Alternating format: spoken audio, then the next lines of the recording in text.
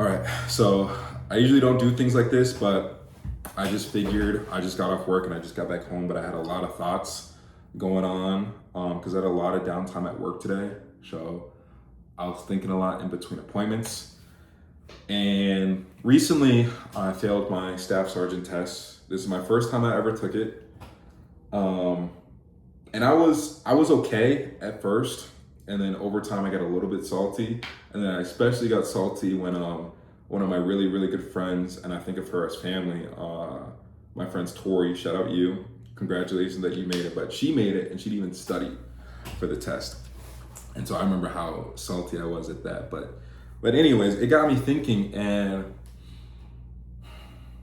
at first when I was fine with it, when I got the call and I was told like I didn't make the cutoff, at first I was fine, but then as I kept thinking about it, right, it really hurt me and it irked me. And the reason why it irked me so much is because I got a promote statement, and I really worked hard for my promote statement, right? And if you're not in the military, or specifically the Air Force, what that basically means, there's different levels to promote statements, right? So you have a promote now, which gets you 50 extra points. You have a must promote, which gets you 20. That's what I had. And then you have a promote, which I think gets you like 5 or 10 extra points. But yeah, I had a must promote, right? And I mean, I worked my butt off for it, right? I volunteered all the time. I was vice president of the booster club at one point.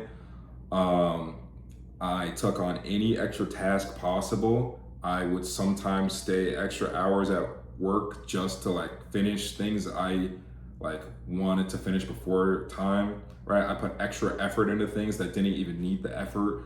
And you know, overall I just worked my ass off, right? I'm in college now, and I started college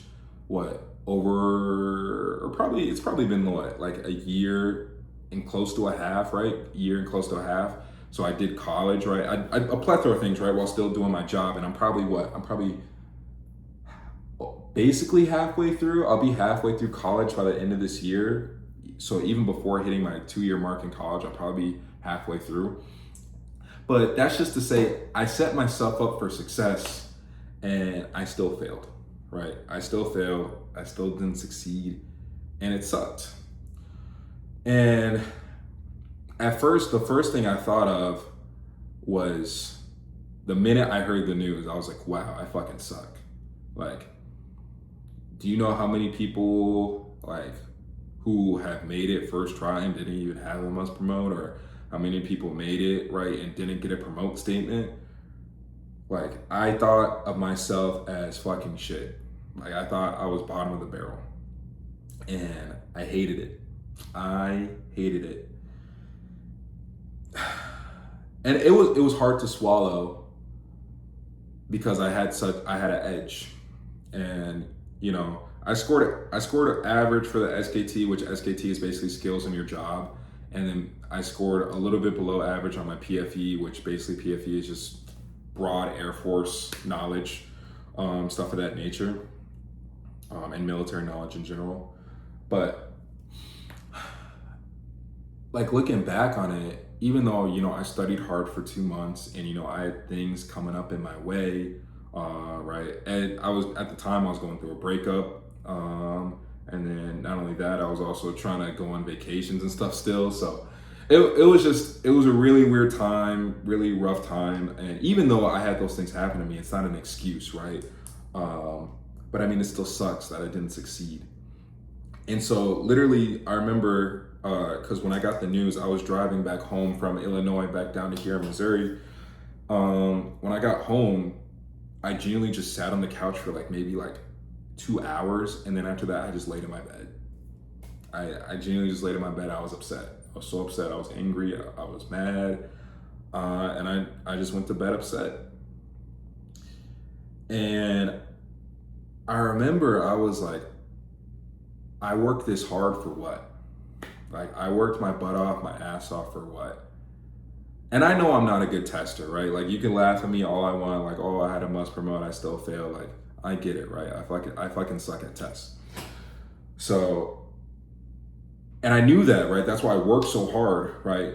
Because I was like, I know I suck at tests, and I want to give myself the best foot forward. But not only did I do that just because, right, I wanted a better chance at staff, but I also wanted to showcase like good work ethic for not only me, but to my family, to my coworkers, and to the Air Force itself. I wanted to show like how good not only just a member of the Air Force can be, but like a Black Air Force member can be, right?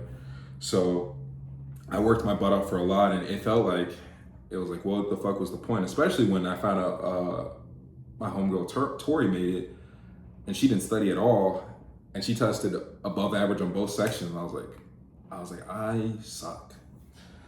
And so in my head, I was like, I'm just not gonna try anymore. I was like, I'm not gonna try as hard. I'm gonna laze around. I'm gonna dirt bag as much as possible. Like that's what I had in my head at the time. And after like maybe like a day, because eventually I just started like, although I was kind of groggy that next day going to work and stuff, I really thought about it. And after talking with my mom specifically, and also a little bit of my dad, it's like, you're gonna have these setbacks in your life. And especially when you work hard towards something, like it hurts even more, like that you didn't make it. But just because you have these setbacks doesn't mean that you have to let that define you, right? And this goes back to another time in my life where, so I like to do, if you guys don't know, Norwegian foot marches. So Norwegian foot marches are basically like 18.6 mile ruck marches, right? And you have to complete it within 4 hours, 30 minutes, and your sack has to be at least 25 pounds. I usually do mine between probably 40 to 50 pounds. I think this last one I did it was like 45 pounds, which was like a few months ago. But yeah, and I remember my first Norwegian foot march, although I thought I was kind of prepared, I failed it. I failed my first Norwegian foot march by 17 minutes. By mile 10, I kept getting Charlie horses in like both of my legs, like everywhere in my legs. And literally every step I took, it hurt.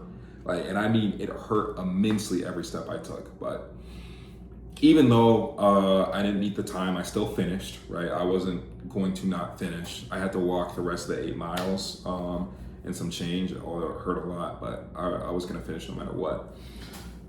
But even after I failed, I remember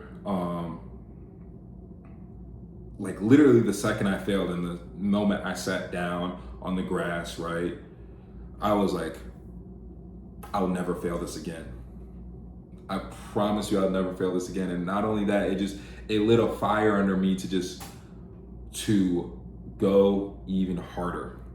And so from then on there, like every Norwegian foot march I've done, I've just gotten better at, except for my last one. My last one, I was 2 minutes worse than my previous one, which that's only because I got Charlie horses again on this last one. Because I've done 3 since and I've completed all 3 within time. Like my next one I did after my failed one, I think I did it in 4 hours 13. And then I literally did one a week after, and I did that one in 4 hours and 1 minute. And then the next one I did, which was this year, I did it in 4 hours and 3 minutes. And the only reason I did worse this time around was just because I didn't eat enough before, and then I didn't drink enough before. So I literally got Charlie horses in my toes on like the last few miles of this last one. So, but anyways, right?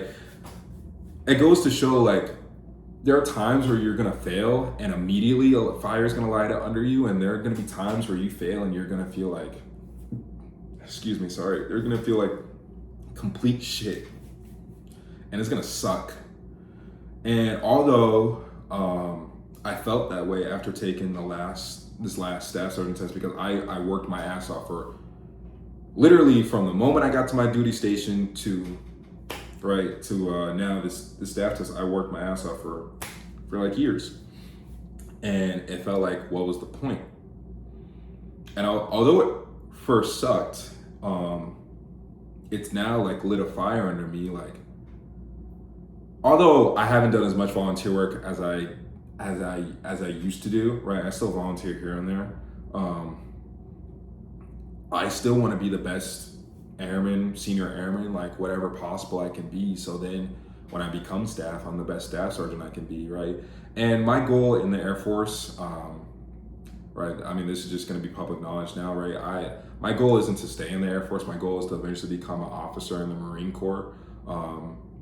But even then, I want to be the best airman possible that I can be, and showcase that wherever I go. I want to be the best possible anything wherever I go, and to the best of my ability. Like, I want to be able to tell my kids, like, even if I fail, right? Because I'm gonna fail and I'm gonna keep on failing, right? Even if I consistently fail all the time, I still want to be able to tell my kids and my family and whoever I meet, like, I tried my best. I tried my hardest. And I don't want to live a life where I was like, oh yeah, I half-assed that. I barely made it through that. I half-assed that. I want to give it my all for everything I do. So don't let something that you worked your butt off for or really hard for set you back. Just make it so that you go even harder that next time, right? Because you can always improve. You can keep on improving consistently, constantly. I mean, there's a plethora of things I can improve on, right? And so just don't stop, right? At one point I wanted to stop, but you can't stop. You got to keep it going. And especially if it's something that you want and you want to push for and you want to go for. And although it sucks, you know, it hurts a lot, you just got to keep going. So, and this is I guess an example of like someone who I know, right, who they let their big, and I mean this was a huge setback, right, and they let it destroy them.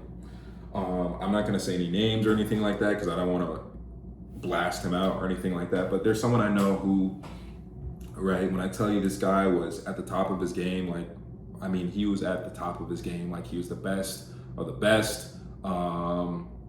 And he's a sports player, right? So, I mean, he got scouted by a plethora of schools, right? He went D1, literally like had magazines about him, all stuff like this. Like he was gonna be the next big thing. And he was starting to like flunk in school a little bit. He was starting to let weed get to him. And even with that, right, the coaches in school were like, they still didn't care because he was that good. He was literally that good. So they literally got him a tutor. They gave him extra money for certain things. And even with that, was flunking and let the weed and drugs get to him. And then he flunked out. And he has never succeeded since. And that's someone who literally worked their most of their life to get to that point and then flunked it up. And even though, right, they mess it up for themselves, even though they got down low as possible on the totem pole after that, they let it get to them, and then they just, now where they're at, they're basically a loser, right? And that's not me to like get on them or anything. And I know if that person watches this video, they might call me. I know, but that's just to give an example, right? Like, don't let, especially something that you can control, don't let that determine what you can and cannot be. Keep going hard. Don't let anything stop you. Don't let anyone stop you.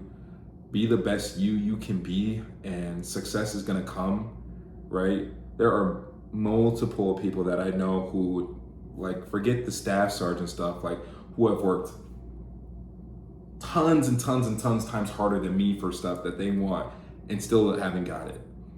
But that doesn't mean give up, right? And that doesn't even necessarily mean keep going for that thing. Maybe sometimes it means you have to pivot, go to something else. Or maybe that means you have to approach it differently, right? Maybe that means you have to network with people better. Maybe that means you need to, network with people better, like make those certain connections, right? Or maybe you aren't doing this the right way, so you have to learn a different way to do things, right? There's so many things you can do, but don't let failure define you. Let you define you. And don't let success define you either, right? Because you could have someone who succeeds their whole life, right? But then they don't know how to deal with failure when it comes to them, right? So don't let failure or success define you. Let you define you, and keep pushing, keep going, because although I was pissed at these results, right? I mean, there's no one else I can blame but me, of course. But I'm just gonna go harder next year. That's all it is. And so I just wanted to make this video just to get my thoughts out and ramble. But although it sucks, and I'm not mad anymore, right? I'm more pumped up, if anything. I'm ready to go, and I'm excited for what the future has for me. So, but yeah, that's basically the video. I'm probably gonna do more videos like this because I like talking to myself, and if I have something like this, right, it feels really easy to talk to and like get my thoughts out. So probably gonna do this more. I don't even know if anyone's gonna see this or anything like that, but thank you for listening. If you guys listen all the way through, appreciate you guys, and keep on pushing through, man. I know life seems hard, but you got it. So see you guys.